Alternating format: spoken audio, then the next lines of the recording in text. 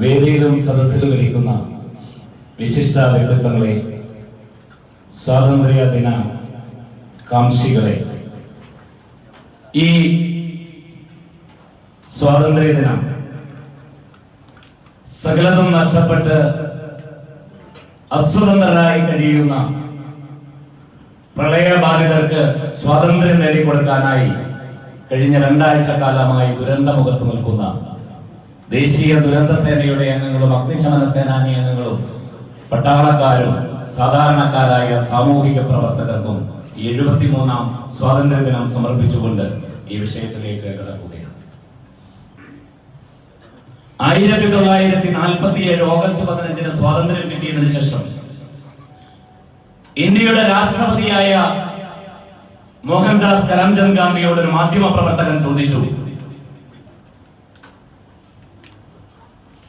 what is the fundamental aim of independence? Gandhiji ഒട്ടും ശങ്ക കൂടാതെ പറഞ്ഞു, to wipe out the tears from the eyes of our common men. ഇന്ത്യയിലെ സാധാരണ മനുഷ്യരുടെ കണ്ണീരൊപ്പുന്നതാണ് സ്വാതന്ത്ര്യം. കോമൺ മാൻ എന്ന വാക്ക്, സാധാരണ മനുഷ്യൻ എന്ന വാക്ക് ഇന്ന് നമ്മുടെ നിഘണ്ടുവിൽ ഇല്ലാതായിരിക്കുന്ന കാലഘട്ടമാണ്. കോർപ്പറേറ്റുകളും വൻപന്മാരും ഒക്കെ അത് അടിച്ചു മാറ്റിയിട്ട് സാധാരണക്കാരൻ എന്ന വാക്ക് അന്യവൽക്കരിക്കപ്പെട്ടിരിക്കുന്ന ഒരു കാലഘട്ടത്തിലാണ് 73ാം സ്വാതന്ത്ര്യം. 1947 ഓഗസ്റ്റ് 15 സ്വാതന്ത്ര്യം കിട്ടിയിട്ട് ഇന്ത്യക്ക് ഒരു ഭരണഘടന ഉണ്ടാകുന്നത് 1950 ജനുവരി 26. 1950 നവംബർ 26 ഇന്ത്യൻ ഭരണഘടന ഡോക്ടർ രാജേന്ദ്ര പ്രസാദിന്റെ നേതൃത്വത്തിൽ ഔദ്യോഗികമായി അംഗീകരിച്ചു. എന്നാൽ അത് ഒരു റിപ്പബ്ലിക്കായി, സ്വതന്ത്ര റിപ്പബ്ലിക്കായി ഇന്ത്യ രൂപപ്പെടുന്നത് 1950 ജനുവരി 26 ഈ 1947 ഓഗസ്റ്റ് 15 മുതൽ 1950 ജനുവരി 26 വരെയുള്ള 2 വർഷവും 5 മാസവും ഇന്ത്യക്ക് ഒരു ഭരണഘടനയിലായി. നിങ്ങൾ ആലോചിച്ചു നോക്കുക. സ്വാതന്ത്ര്യ ദിനത്തിന്റെ വർത്തമാനത്തെ കാലത്തെ കുറിച്ച് ചിന്തിക്കുമ്പോൾ ഇന്ത്യ സ്വാതന്ത്ര്യമായിട്ട് 2 വർഷക്കാലവും 5 മാസവും ഒരു ഭരണഘടനയില്ലാതെ ഇന്ത്യ ഭരിച്ചവരാണ് ഇന്ത്യയുടെ സ്വതന്ത്ര ഭാരത ശില്പികൾ. എങ്ങനെ ഭരിച്ചു? ഇന്നത്തെ ഭരണകർത്താക്കളായിരുന്നു അന്നെങ്കിൽ ഇന്ത്യയുടെ സ്ഥിതി എന്തായിരുന്നു എന്ന് വെറുതെ ഒന്ന് ചിന്തിച്ചു നോക്കുക. ആ ഭരണഘടന ഡോക്ടർ ഭീമാറാവു റാംജി അംബേദ്കറുടെ നേതൃത്വത്തിൽ MS സുബ്ബുവിനെ പോലെയുള്ളവർ പറഞ്ഞ ഇന്ത്യയുടെ ആത്മാവെന്ന് പറയുന്ന ഇന്ത്യയുടെ ഭരണഘടനയുടെ പുനർവായനയാണ് ഈ സ്വാതന്ത്ര്യ ദിനത്തിൽ നമുക്കുണ്ടാകേണ്ടത്.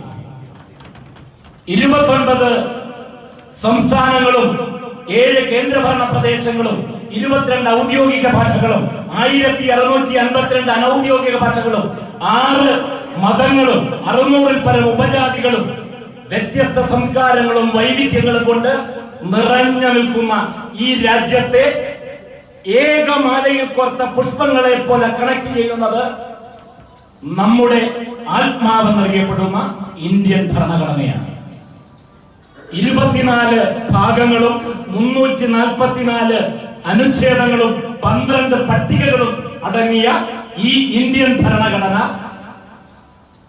ഈ രാജ്യത്തുള്ള ഏതു മതഗ്രന്ഥങ്ങളെക്കാളും മുകളിലാണ് എന്ന് ഓരോ ഭാരതീയനും പറയാൻ തന്റേടം കാണിക്കുന്ന ദിവസമാണ് ഇന്ത്യൻ സ്വാതന്ത്ര്യത്തിന്റെ സ്വതന്ത്ര വർത്തമാനത്തെ കുറിച്ച് നമുക്ക് ചർച്ച ചെയ്യാൻ. ഇന്ത്യൻ ഭരണഘടനയിൽ 6 മൗലിക അവകാശങ്ങളെ കുറിച്ച് വളരെ കൃത്യമായി പറയുന്നു. എന്താണ് 6 മൗലിക അവകാശങ്ങൾ? 1 സമത്വത്തിന് വേണ്ടിയുള്ള അവകാശം, 2 സ്വാതന്ത്ര്യത്തിന് വേണ്ടിയുള്ള അവകാശം, 3 ചൂഷണത്തിനെതിരെയുള്ള അവകാശം, 4 മതസ്വാതന്ത്ര്യത്തിന് വേണ്ടിയുള്ള അവകാശം, 5 വിദ്യാഭ്യാസ സാംസ്കാരിക ആവേശത്തിനു വേണ്ടിയുള്ള അവകാശം. ഏറ്റവും അവസാനമായി ഭരണഘടന പ്രതിസന്ധിയിലാകുമ്പോൾ പ്രതിഷേധിക്കാനുള്ള അവകാശം. ഈ 6 മൗലിക അവകാശങ്ങളിൽ വളരെ കൃത്യമായി അതിനെ വിവക്ഷിക്കുകയാണ് ഇന്ത്യയിലെ ഓരോ മനുഷ്യനും സമത്വം അനുഭവിക്കാനുള്ള അവകാശത്തെ. ഫ്രീഡം അനുഭവിക്കാൻ, സ്വാതന്ത്ര്യം അനുഭവിക്കാൻ, മതസ്വാതന്ത്ര്യം അനുഭവിക്കാൻ. ഇന്ന് വർത്തമാന കാലത്തിൽ ഈ മൗലിക അവകാശങ്ങൾ എവിടെയൊക്കെ നിഷേധിക്കപ്പെടുന്നു എന്ന് നാം ചിന്തിക്കേണ്ടിയിരിക്കുന്നു. അതുകൊണ്ടാണ് ഞാൻ പറഞ്ഞത്, ഈ വർത്തമാന കാലത്തിൽ വീണ്ടും നമ്മൾ ഭരണഘടനയെ പുനർവായനയ്ക്ക് വിധേയമാക്കുവാൻ നമുക്ക് കഴിയും. മറ്റൊരു ഗ്രന്ഥങ്ങളുമല്ല അവലംബിക്കേണ്ടത്. ഇന്ത്യൻ ഭരണഘടനയെ വീണ്ടും വീണ്ടും വീണ്ടും പുനർവായനയ്ക്ക് വിധേയമാക്കാൻ നമുക്ക് കഴിയുമ്പോഴാണ് വർത്തമാനകാല ചരിത്രത്തിലെ സ്വാതന്ത്ര്യത്തെ കുറിച്ച് മനസ്സിലാക്കുക. ഇവിടെ ഇതിന്റെ വ്യത്യസ്ത ഭാവങ്ങളെ കുറിച്ച്, വ്യത്യസ്ത വീക്ഷണങ്ങളെ കുറിച്ച് ഒക്കെ പറഞ്ഞു. ജനാധിപത്യത്തിന്റെ അടിസ്ഥാനം എന്ന് പറയുന്നത് സംവാദം. സംവാദം എന്നത് ഇന്ന് ഇന്ത്യൻ പാർലമെന്റിൽ നിന്ന്, ഇന്ത്യൻ ഭരണകർത്താക്കളിൽ നിന്ന് അന്യവൽക്കരിക്കപ്പെട്ട വാക്കായിരിക്കും. ഇന്ത്യയിലെ ഭരണകർത്താക്കൾക്ക് അവർക്ക് ഭരിക്കുവാനുള്ള മാൻഡേറ്റ് കിട്ടിയിട്ടുണ്ട്. BJP എന്ന സംഘടനയ്ക്ക് മാൻഡേറ്റ് കിട്ടിയ ഭരണത്തിലിരിക്കുന്ന വർഗമാണ്. പക്ഷെ ഒരു കാര്യം മനസ്സിലാക്കണം, വെറും 39% ആളുകളാണ് അവർക്ക് മാൻഡേറ്റ് നൽകിയിരിക്കുന്നത്. ഇപ്പോഴും 61% ആളുകൾ ഈ മാൻഡേറ്റിനെതിരെ നിൽക്കുന്നവരാണ്. അവിടെയാണ് ഇന്ത്യൻ ഭരണഘടനയിലെ ഏറ്റവും വലിയ ജനാധിപത്യത്തിന്റെ സമവാക്യം എന്ന് പറയാവുന്ന സംവാദത്തിന്റെ പ്രസക്തി.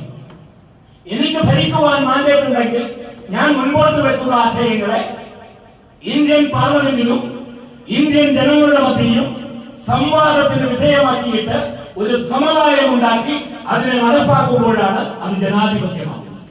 ആ ജനാധിപത്യത്തെയാണ് ഇന്നത്തെ ഭരണകർത്താക്കൾ കത്തിവെച്ച് കെട്ടിയത്. എന്തിനാണ് ഇന്ത്യൻ ഭരണഘടനയിൽ 12 കമ്മിറ്റികൾ ഉണ്ടാക്കിയിരിക്കുന്നത്? 12 വ്യത്യസ്തമായ കമ്മിറ്റികൾ നമുക്ക് ഉണ്ട്. ഏതൊക്കെ കമ്മിറ്റിയാണെന്ന് നിങ്ങൾക്കറിയുമോ എന്ന് എനിക്കറിയില്ല. ഇവിടെ 1-2 കമ്മിറ്റികളെ നമ്മളുടെ ബഹുമാനപ്പെട്ട സജി ഇവിടെ പറയുകയുണ്ടായി. ഏതൊക്കെ കമ്മിറ്റികളാണ് എന്ന്?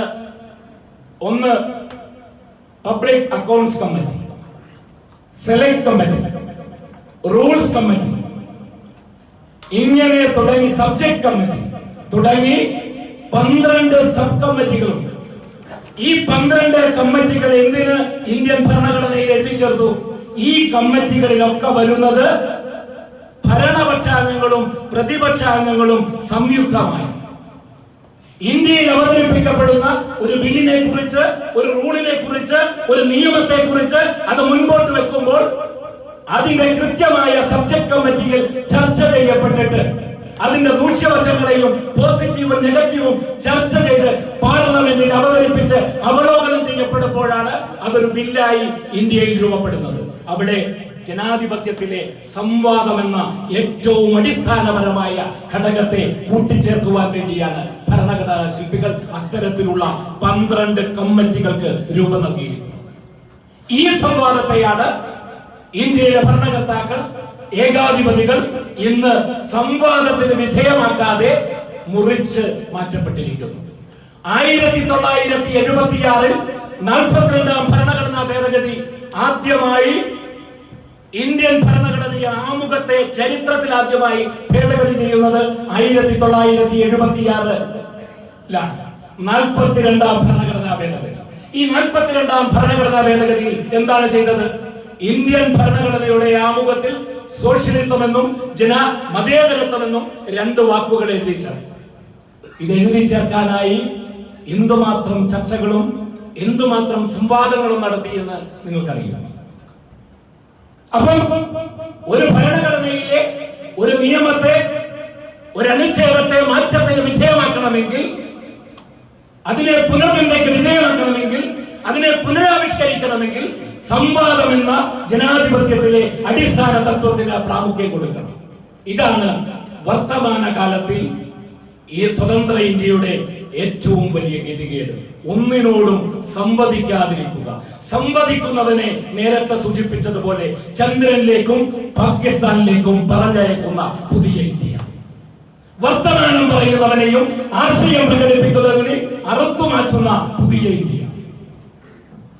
ഇവിടെയാണ് ഭരണഘടന പുനർവായനയ്ക്ക് വിധേയമാക്കണമെന്നും ഭരണഘടനയെ നമ്മൾ അവലംബിക്കണമെന്നും പറയുന്നത്.